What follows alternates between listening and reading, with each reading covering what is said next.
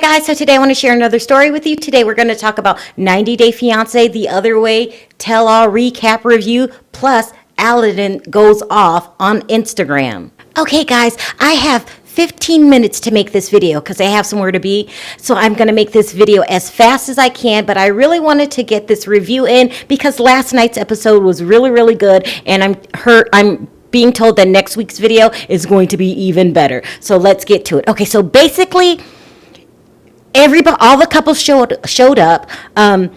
Paul came, but not Karini. But we all know in real time that Karini really was there. Is that she was just too upset to come on camera because someone allegedly called CPS on them. And you could tell that Paul was a little bit upset about it because when he first got on the scene, he said that he's a new man. He didn't care what anybody says. He knew what went on in his real life. I don't know why he didn't talk about it or why Karini didn't come out and talk about it herself, but she chose not to. She was in the back with Paul's mother, allegedly talking to the psychiatrist on the set, and she's also suffering from postpartum depression. But that's what's going on. They did not address it. They just said that Karini couldn't make it. But, we know that she was there. Okay, so we got them out the way. Then there was Jenny and Sumit. No Sumit, just Jenny. And they really didn't touch on their storyline too much.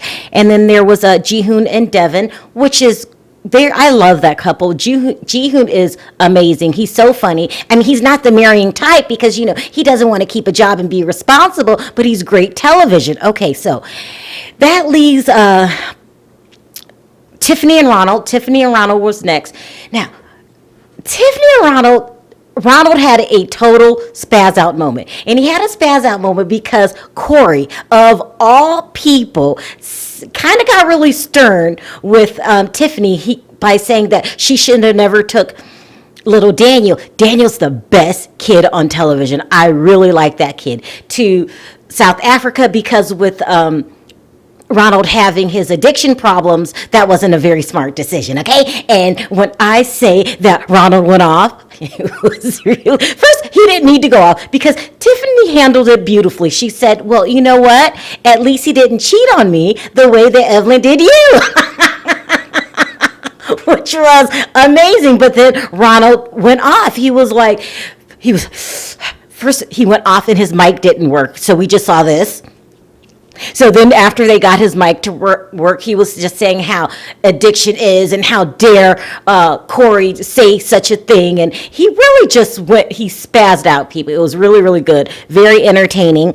I got to keep this short. So I don't even know why Cori brought it up because the star of the night was Cori and Evelyn. Oh my God, it was good, people. It was good. Now, let me start out by saying I have known serial killers that tie people up and just brutalize them for days on end and then take them out. I've seen serial killers be nicer to their victims than Evelyn is to Cori. And last night was no exception. Let me tell you, people. First of all, she started out by not wearing her engagement ring, okay? She just said the meanest things.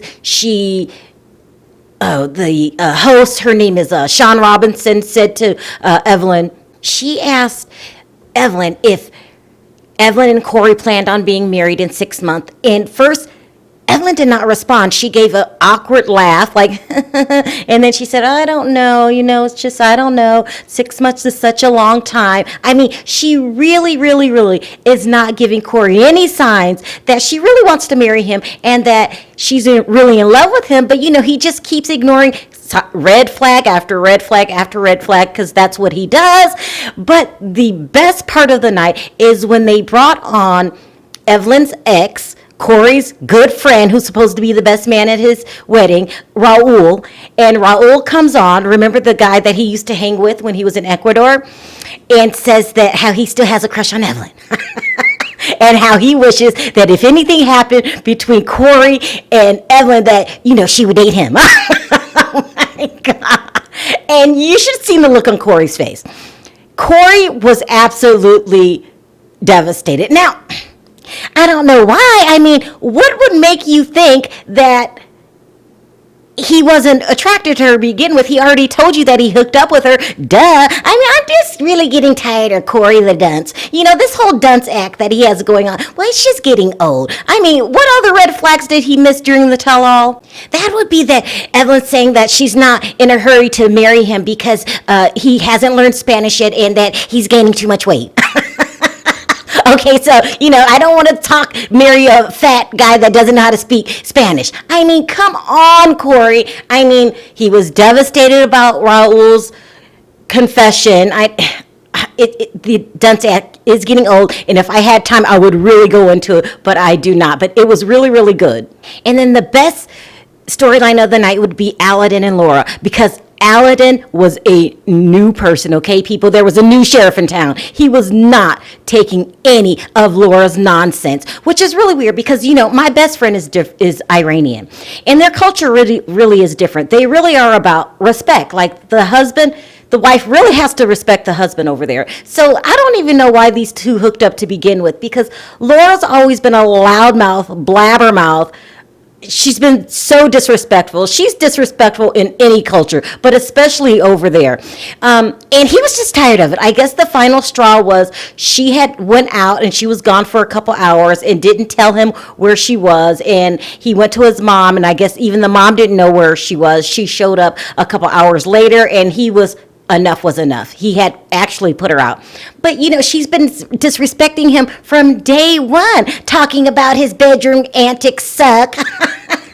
All that jiggy talk, buying the vibrator, and he just wasn't having it anymore. I mean, he was cursing. He was saying, when she would talk, he would say, that's BS. You're just disrespectful. You're disrespectful. And you could tell that she was very upset that the relationship had ended. She was like, I want our marriage to work. And he was like, I don't care. You're disrespectful. It was so good, you guys. I mean, I loved every minute of it. And I kind of feel like Laura brought it on herself because, she really was disrespectful, talking about their bedroom sex life and just being obnoxious. She really was, but Aladin wasn't taking it, and it seems like he's still upset because today on Instagram, he's steady posting things saying, that basically he's over her. So he made this posting, and it said that when someone says they will destroy you, then he says, but they accidentally set themselves on fire, and he says, karma, it's coming for you.